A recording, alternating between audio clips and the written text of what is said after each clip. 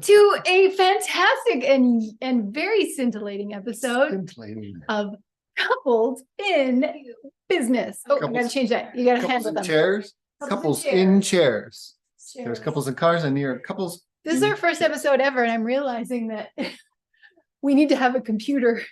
The computer's up there, everybody. Yeah, we just decided to wing this. We just decided to wing it. See what happens. We decided to wing it, and then I realized, oh, we should have the computer like right here. Actually, that'd be a good idea. That'd be a good idea. We're right here. First episode, intro episode. Episode one looks like me going, is it good? Is it good? So we thought we would do an episode, a special Unicorn Secrets series of, we gotta look up there.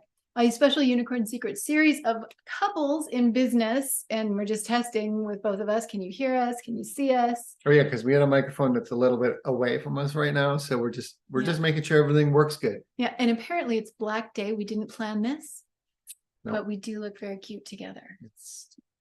We do. Yeah. So what do you all want to know? What do you want to know about? Somebody did ask us a question earlier, and I thought, well, let's start with that as a kind of a cool episode. Like, what are the benefits and challenges to being a couple in business? So that's what this episode is going to be all about. Let's just ask each other questions back and forth. Great. So what is your, let's just dive right in. What's your least favorite thing about being in business together? So those of you who don't know, I'm Elizabeth Ocean, founder of the Women's Holistic Business Academy. I've been an entrepreneur for over 30 years, especially in holistic wellness and spirituality. And over the last decade, I've been supporting women entrepreneurs to rise in their leadership and to land big stages through specifically hosting their very own online weekly TV show. What do you do? My name is Stephen Ocean, president of Women's Holistic Business Academy, and also the founder of Becoming Legends, which is men's coaching. If you have men who need this, that's where they come. Really, I'm just adjusting the mic. You're good. Multiple roles, multiple things, but really, one, supporting Elizabeth on the back end, setting the business up, coaching, funnels, systems, payments, all that stuff, plus coaching and teaching. I said coaching already. All the magical things that happen. And then we're also married. So it brings out these like way different dynamics of everything because we're together all the time. So you asked me what was my least favorite thing? What's your least favorite thing? My least favorite thing is, are you nervous? My least favorite thing is actually when we're not super diligent on it, the overlap, how business it can leak into the rest of life. Let's move our chairs forward a couple inches. Oh yeah, we don't have to be this far back. Yeah, let's make sure we have good sound. A little bit more.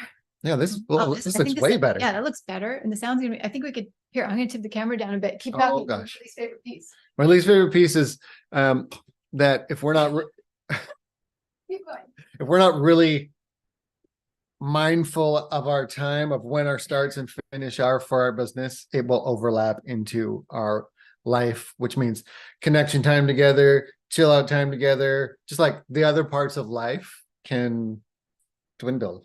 Aw, totally. Yeah, that's my least favorite part. Oof. So we've been in business together for quite a few years. We have been together for 14, and I'm an entrepreneur. I was running a yoga studio, a magazine. Feels like my signature story. I was running a yoga studio, a magazine, starting up a wellness and yoga festival, working as a nutritionist in a health food store, working as a holistic healing practitioner. All at the same time. All at the same time when we met. And I was like, come to my little yoga fundraiser event. And he came, which was really awesome. But so right away, I was like just gathering him and being like, oh my gosh, can you help me distribute my magazines?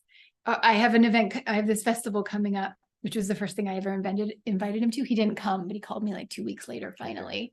Whole different episode. We'll talk about that later. But anyway, right from the beginning, I was like, can you help me like distribute magazines, or can you help me set up chairs at this event? And so he would come and just help me. And then he would go back into his world and think I was a bit of a crazy entrepreneur. And so just over time, like slowly, little by little, I like drew him into the entrepreneurial world. And then we ended up, you would help me with bigger projects, like really like doing more on the festivals and the magazine and then when I started this business, because I'd been doing so many different things. Yeah. When I started this business, the Women's Holistic Business Academy and our Show Host Academy and like all of the business marketing training, I remember you said to me like, okay, I'm all in. Like I'll help you with this business. For the other businesses, like the yoga studio and the wellness center and the magazines, it was kind of like, come help me. And he would like, not begrudgingly, but Sometimes. sometimes begrudgingly. There were sometimes. Sometimes begrudgingly would help me. But the thing is on this Didn't one love it, is, but you were like all in on this one. yeah, because for multiple reasons. One is because of the magazine you had, and advertising happened in it, and we'd see advertisers come in and then advertisers go, and I'd be like, where are these people coming and going? Like, what's happened to them? And then we find out they have to go and get another job or do something else, and they couldn't afford to keep running their business. And it was like, well, that's a huge problem. So that was number one. Number two was we were both trying to do something, and it was like, what if we combined our efforts into one thing and just really got it going? That was two. Yeah. And the third piece was I could see the potential in this to be something that is big. Yeah. I mean, big in training, big in transformation, but also big on our end for our own finances and income. And as soon as we did it, like within 6 months, our business and our finances changed. Like we had our first 6-figure launch. Yeah. Because we went in and we did it together. Yeah, we did like 115 that event, 115,000. And it blew both of our minds. We were like, what is even happening? We went unconscious at about 70. I think I seriously like kind of blanked out because I was like, I've never made this much money at once. And it's like, we were finally getting to the position where we were having the income that matched our expertise and our level of what we can offer. And this feels really fun. Yeah, this is fun. Like we've been talking about doing a show together forever. For years. And we basically do episodes all the time. They're just for ourselves, not sitting down, but we're like having conversations that we're like, this conversation needs to be recorded. And sometimes we've done it as well. Like I'll just get my phone out and I'm like, oh my gosh, this would be such a good episode. And we kind of jankily record it and it doesn't really work. Yeah. Because one of my favorite things about you, right from the first time we met, is the conversations we have. Yeah. Like our ability to have great conversations is incredible. We go deep. Yeah, we do. What's your least favorite thing? My least favorite thing is when it's hard on me. I know it's hard on you. Because being an entrepreneur and running our business, it isn't always easy. And so sometimes I know that I hold a lot for our business because I'm like the one who's up front and making the decisions. And it was like my business first and all the things. And I'm super sensitive, and that I know you actually hold that. I know that when it's hard on me that you hold it, and that you like feel like you want to take care of things and you want to help me out. And Yeah. I mean, anybody who thinks entrepreneurship is like, it's no joke. It's hard. Like it's hard. And then be married to the person that you're also running the business with. That's hard. Like to say it's not hard would be the biggest lie ever. It's hard. It's for sure hard. It's real hard. And it's all the time hard. Yeah. But that's also what starts to form us into being better communicators and being better together and being able to do the business better and being able to see, like, the biggest thing is it's like everyone's going through it. So if we're not willing to go through it, then we shouldn't be in the position we're in. Yeah, totally. You know, we should swap this sign out with that sign for when we do their couples. Give me that one. Oh, what? How's our sound, everybody? Like, is it echoey? We don't even know if anyone. Look at. We can't even see the systems. There we go. Oh yeah, there we go. Boom. For our couples, we can just like swap the signs out. So yeah, that's my hardest part, is knowing it's hard on you. Oh yes, look at this cute thing we got. And we're on air. We're on air. It's like with that. Ding, ding. Oh, then this says on air in front of love. Love's lit up. We'll figure it out as we go. Oh, look at this is good. Oh yeah, I'll it just shows up on the black background. We need one of those things. Okay, now go. Totally. Okay. What is our favorite part of being in business together? I'll answer first this time. Sure. Because I'm a good interviewer. So sometimes I've had people say to us, there's a spider on the roof. Will you get that for me later? We just put them outside. Oh yeah. Anyway, sometimes I've had people say to me, like, don't you get tired of spending so much time together? Or they say like, how do you spend so much time together? And it's not like, wow, it's so cool that you guys get to spend so much time together. It's usually a bit judgy. It's Or not I usually, interpret it's it that full way. on It might be judgy. my interpretation, but it's like, ugh, how do you spend so much time together? And my answer is like, I freaking love spending time with you. Like we spend time together. Why wouldn't you want to spend time together with your beloved, with the person that your best friends, your lovers, your business partners, like whatever? Why wouldn't, and even if you're not business partners, some of you like I'm sorry that you have a relationship where you see your partner for an hour a day and it's transactional and you're like doing other stuff. Like I love spending time with you. I love being in business with you.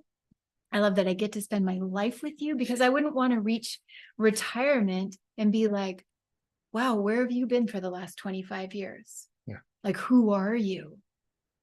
It's like, there's so many things that I love about it. Yeah. We get to spend our time together. We get to know, at the end of the day, we're talking about our clients. At the end of the day, we're talking about our visions. At the beginning of the day, we do like our big morning practices and we're preparing ourselves for our visions. And now that we have more space too, because we lived in a tiny home. We lived in a tiny home, motor home. We lived in a Volkswagen van and then a 1974 RV and then a 1998, like 1999, slightly bigger RV. So we've been living tiny home for like a decade. And so we'll go in and out of big places sometimes. And we're pretty much the size of this recording studio. So even when we were in our tiny home, I loved it because I'm like, I want to be close to you. I want to spend time with you. I want to do life with you. Yeah. It's really freaking cool. Yeah. And so, yeah, my answer to like, don't you get sick of spending time together is like, at the end of the day, we'll say to each other, like, where you been all day? Even though sometimes we're in the same room or we're working on the same stuff or we're doing this or we're coaching our clients together. And sometimes we're doing coaching clients separately or teaching separately. We have lots of things that we do separately as well. At the end of the day, we go, oh my gosh, I want to spend time with you. Or we'll be like, can't wait till the weekend so we can spend time together. And then it makes, I think what works for us is that we make sure that we really dedicate time, that it's like, okay, that's work. And we put that away. Yeah. And then there's like weekend and we're playing. We're like hanging out together and cuddling and hiking and spending time with friends and doing things that we love. And it makes it more precious and more important. Yeah. But I don't have like a big, like, we can't talk about work because I love our work. Yeah. And there's a difference between doing and being. So like we're doing a lot during the day because we're running this business together and we're throwing ideas, and I'm building another business and we're throwing ideas back and forth and we're like doing the business side of thing, which is amazing. And we're together doing it. That is not our relationship. Yeah. Those things aren't even close to the same. So it's like we're doing here, but this is the being part. This is the essence of how we can do all the stuff we're doing. Yeah. Is the fact that we have a relationship that has like deep communication and deep intimacy, and I absolutely adore this woman and just want to spend time with her because she's freaking like fun and awesome and rad and like makes me feel good. It's like if the person you're with makes you feel good and you enjoy them and like they're beautiful and like all the different things, why wouldn't you want to spend the most amount of time with them? Right. Like, I love that. Yeah. I love that. That's super cool. Yeah. All right. So that's what we don't love about being in business together. That's what we love about being in business together. I think being in business together wins. Totally wins. Yeah. Oh, let me fix our screen. Oh yeah. On another thing too, one of the things that I had a thought, it was like one of the things I enjoy about. So there's that, and I agree with that. And one of the other things that I really enjoy about it is it's fun to watch someone else. It's fun to watch someone else rise and be also like so much in this world and how we grew up and all these different things. It's all poo-pooing. It's all pushing down. It's all this lower standard of like, don't be too much and hide yourself and whatever it is. And it's so fun to be in an environment and create an environment where I look at her and I'm like, let's go, let's go, let's go. And she looks at me and says, let's go, let's go, let's go. And we're like, it's like most people aren't doing it. So we're like, what's it called? Is whip it. we're whipping it off each other where it's like, okay, you go and you're going to go to this training here. You're going to bring something back and we're going to move. And we're going to up our level and we're going to pull the people who want to go to that level with us. Yeah. So it's really fun to be able to be like super encouraging, intentionally encouraging when she's like, I'm going to speak on something or I'm feeling this thing, to be able to be like, you're better than anything I've seen out there. And it's not hype. I've been with her enough to know it. Just be like, the standard that you operate at versus sometimes the standard that the mind will tell are so far apart. And to be able to just like bridge, it's not even bring them back. It's to be able to take this one and put it where it belongs. So cool. Thank you. Yeah. Thank you.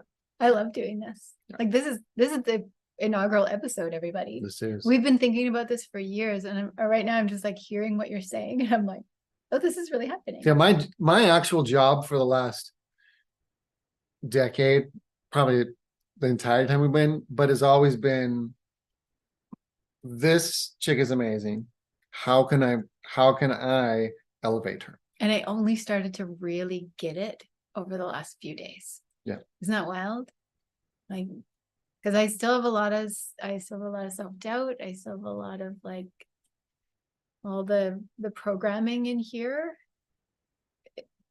It makes me think of what we were talking about last night in our walk, when I was like, for us to break through and be as successful as we've already been, and to go 10 times more than where we're at now is a miracle. Because there are a lot of people out there who grew up with wealthy families who really supported them to be successful. Yeah. We didn't grow up like that. Neither of us did. So it's like, of course we magnetize towards each other, but we also want more. We also want to serve more. So we're coming from this point that's like, if we can break through the trauma and scarcity that both of us individually came through and then multiplied it with each other, if we can break through all that and continue, and we have and continue to break through it, it's a freaking miracle. It's wild too, because every time we, break through a layer of it, to realize like, holy, like the amount that's still on us. Yeah. How many of you watching or listening have something on you that you're just like, this thing is on me? It's like making me go into scarcity or victim or worry, or like whatever your pattern is. Put your pattern wherever you're watching this. Put your pattern in the comments. Right, and it's one of the things we heard on something today, which was like, it's not that we have scarcity, it's that we believe in scarcity. Yeah, it doesn't actually exist, but scarcity pattern. It's in here. So I the stories and the vision and how I see life is from that, and I really have to change. We have to change and shift the model of how we see things into a model of abundance to be able to actually grow and change this thing. And it's horrendous sometimes. So, and that's the weird, cool part about being in business together, as I consider us to be conscious people, like who are working on their own journey and have some level of self-awareness. Like we've both been doing it, scraping it away at their freaking consciousness, like for like 3 decades. Yeah, like both of us. And then we found each other. We're like, oh, here's somebody who is looking at their own journey and saying, how can I heal more? How can I be present more? And we've gone through struggles, like we've butted heads and gotten better. And you, in the last 3 years, like you've shifted huge and become way more open, and like the communication. It was no choice. I mean, it really comes down to it. It's like, there are pivotal moments that happen in everyone's lives, and there are pivotal moments that the decision in something to be like, no, I'm gonna hold on to this programming as a man I have, to say like, I'm just gonna be defensive and I'm gonna be closed off and I'm just gonna stay here. And it's like, great, she's gonna leave. Like, to be able to actually see, if you stay this way and you don't have to change, but this thing is completely not gonna go. And it's like, well, time up. Yeah. Not worth it. I'll change. And that's why Steven's doing the business that he's doing right now, is because he's been behind me as like a crazy entrepreneur, but also a woman who just knows her shit. Like I'm moving forward. I know what I want. I go for things. I'm a leader. I create businesses. I'm an entrepreneur. Yep. I make decisions. Like that's my nature. And then I know there are a lot of women who are like me, like so many of my friends and my I hear it colleagues all who are the women time. who are leaders, even if they're not a leader in their business, they're a leader in their family. They just know what they want and they go for things. And then as women, we're over here going like, why can't my man show up? Yeah. Like, why is he being Little. a little bitch? Yeah. Sorry, everybody, but why? Like, Are you why? gonna hear swearing on this? Yeah. So why is he being a little bitch? Like, why isn't he showing up? Mhm. And there were times throughout our relationship where I'm like, you're not showing up for us. Oh, You there's are- still times. You're not showing up because I have high expectations. If I was a woman who wasn't the leader that I am and the creator that I am and kind of like the somewhat dominant personality that I can be, I might be okay with it. I might be like, it's fine, but Yeah. I'm the leader. I'm the income generator. I'm all these things.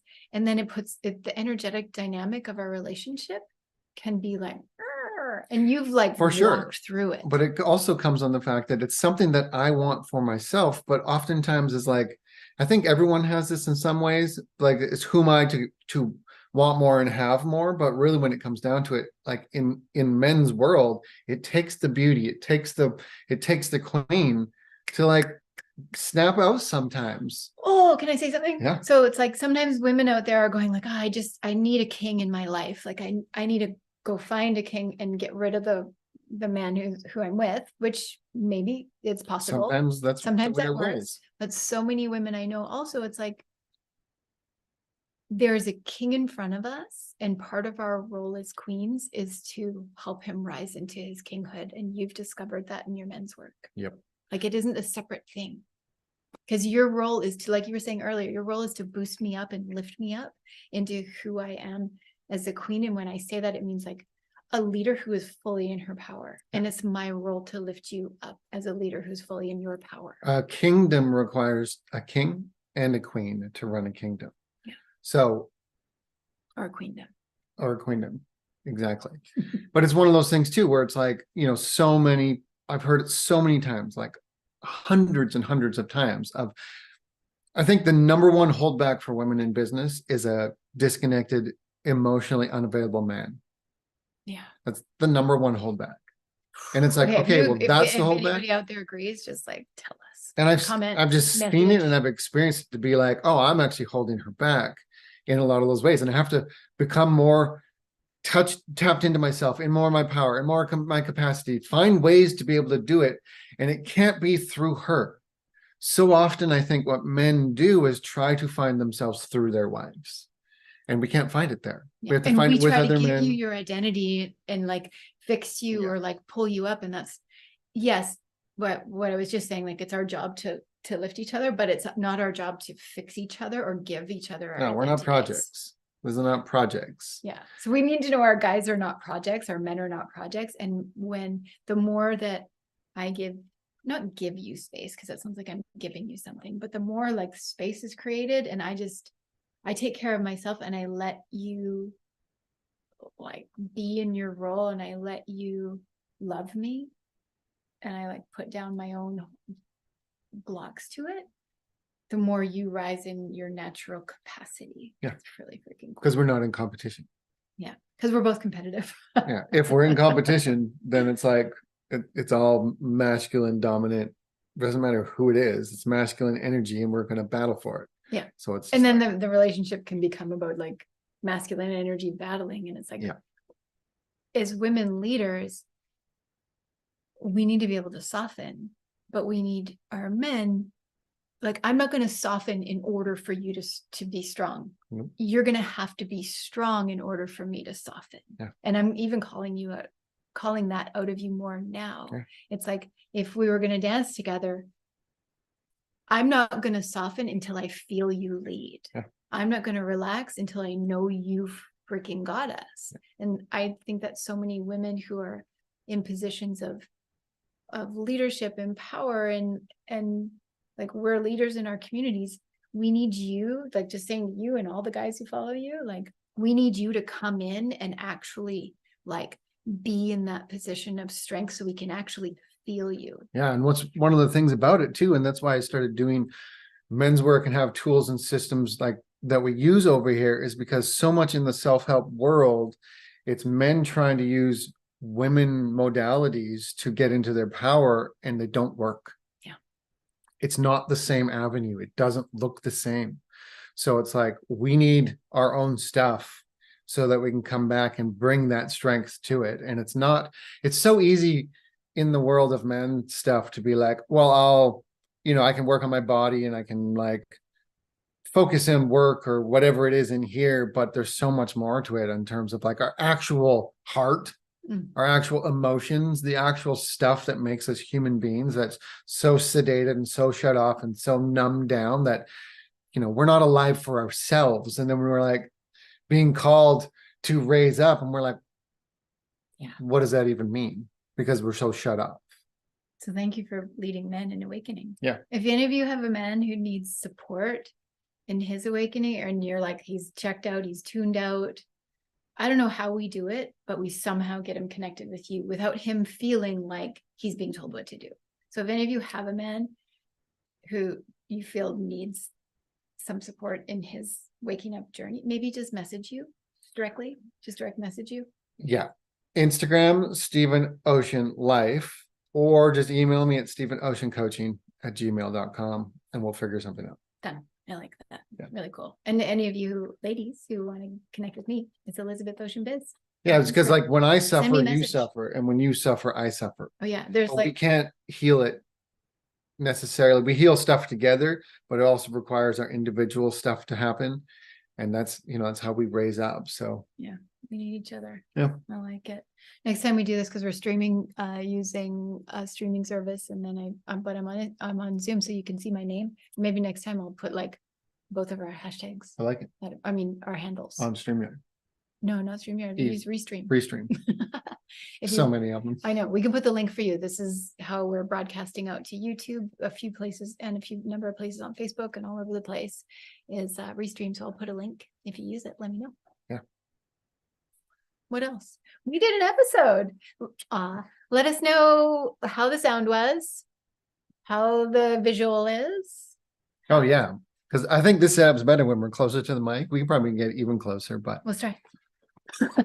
we'll move the camera down too. Yeah, because the camera's like, because I usually have a standing desk, but the camera actually tell us camera angle, microphone. I actually get 2 little microphones. I think that this worked. Yeah. I think that it worked. So let us know. And did you like our little background? These chairs behind are like, they're blue, but these are. I think it looks nicer with the white. This is us setting up our episode for you. We have like this epic lake view. Yeah, what we're looking at here right now is insane. To like Sometimes we should do episodes out there. Yeah. Oh, but we can put the camera in here and just turn it there. Yeah. And take the microphone out there with us somehow. We have the little ones that'll do it. That'd be hilarious if we're sitting out there all bundled up, because it's getting cool. No, yeah. So we hope you enjoyed this very initial episode of Couples in Business. Apparently that's the name of it.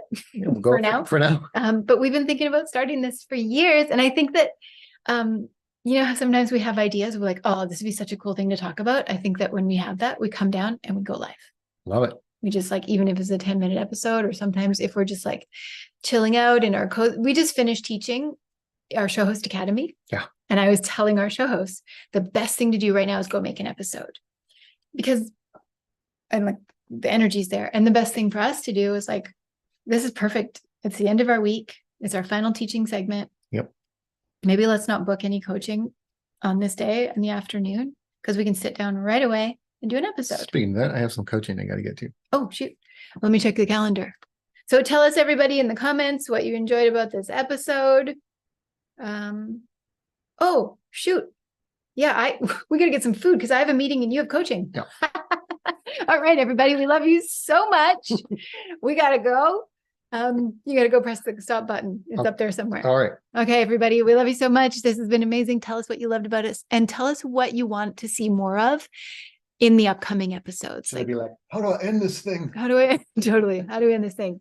You are amazing. We love you. Keep doing your amazing things. And we're going to come up with like a show title, a tagline, And a way to end an it. intro and outro, a way to end it. Oh, here.